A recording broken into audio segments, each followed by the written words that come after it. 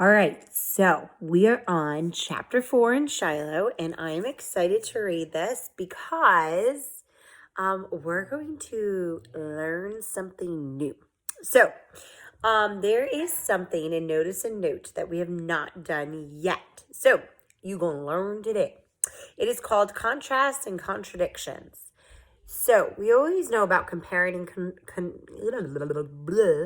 comparing and contrasting. So when you see things that are the same, you're comparing, and when you see things that are different, you're contrasting. In this case, it's when you're reading and a character says or does something that is opposite or contradicts, contrast and contradictions, contradicts. So it's the opposite of what you think he or she has been doing all along. Today you're going to get to see that, okay? So where you need to think immediately, why would the character do this, okay? So this will help you understand the plot and the conflict better and how it will hopefully lead up to the resolution. So we are going to start reading chapter 4 and Shiloh. Marty, Dad says when we're around the bend, sometimes you haven't got the sense to shut up. You can't go telling a man what to call his dog. But I'm mad too. Better than calling him Git or Scat. Judge Travers has a right to name his dog anything he likes or nothing at all. And you've got to get it through your head that it's his dog, not yours. And put your mind to other things. The Jeep bounces along for a good long mile before I speak again. I can't, Dad, I say finally. And this time his voice is gentle. Well, son, you gotta try. Okay, so this is where the father contradicts himself all along. He's like, it's not your dog. Don't worry about it. It's not your problem. Rawr, right? Well, now he's starting to contradict himself. And he's saying, you've at least got to try. He's just trying to be rational with his son. And you could tell that he's slowly softening and becoming sympathetic and compassionate towards him because he's showing that he actually cares about Marty's feelings. Because for the longest, Dad hasn't really been. I eat my peanut butter and soda cracker sandwiches with Dad at noon, plus the zucchini bread Mrs. Ellison had left in her mailbox for him. And after all the Sears catalogs and mail is delivered, we head back to the Sisterville post office. I get my Coca-Cola at the gas station while Dad finishes up, and we start home. I forget all about looking for cans and bottles. The can I'm holding is the only one I got. Judge Travers goes hunting near every weekend, don't he? I asked Dad. So the way that they talk, they phrase things differently, kind of challenging because it's not really grammatically correct in my mind. However, it's that country slang. So that's challenging. I understand what it's saying, but it's challenging to say it. So it said, Judge Travers goes hunting near every weekend, don't he? And we wouldn't say don't he, we would say doesn't he? So that's that weird slang. However, it's how they talk. I ask him, I suppose he does. You can shoot at just about anything that moves. Of course not. You can only shoot at what's in season.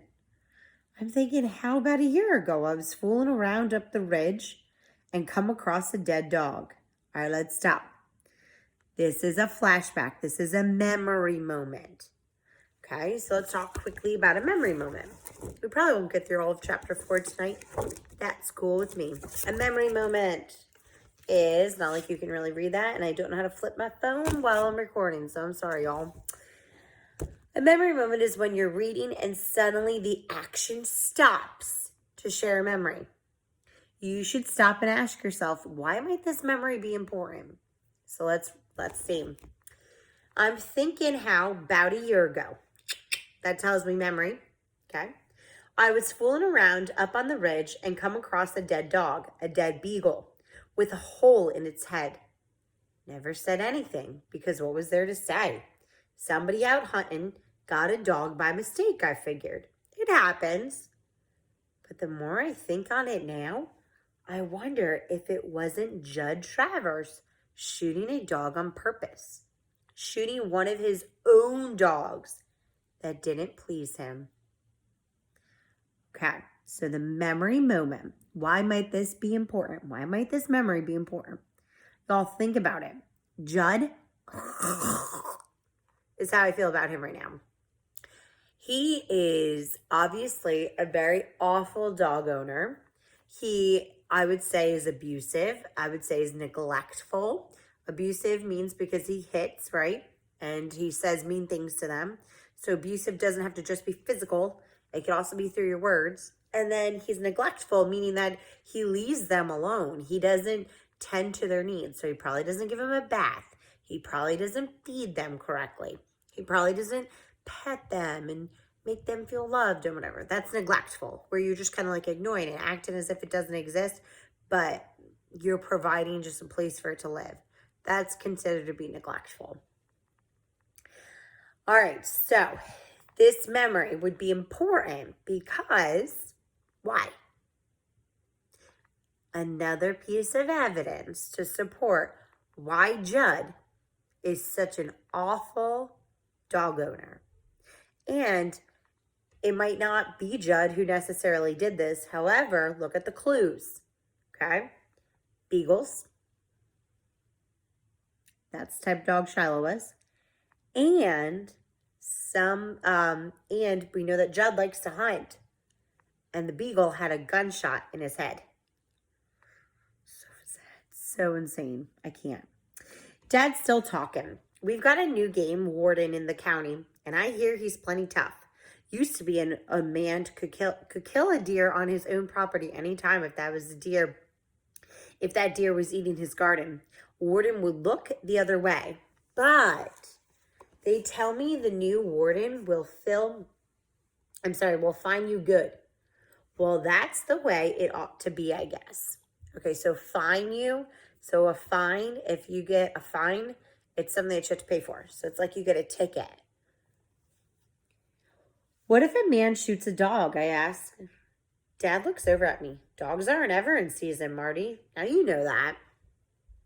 But what if a man shoots one anyway? That would be up to the sheriff to decide what to do, I guess. The next day, start early and set out on the main road to Friendly with a plastic bag. Get me 11 aluminum cans, but that's all.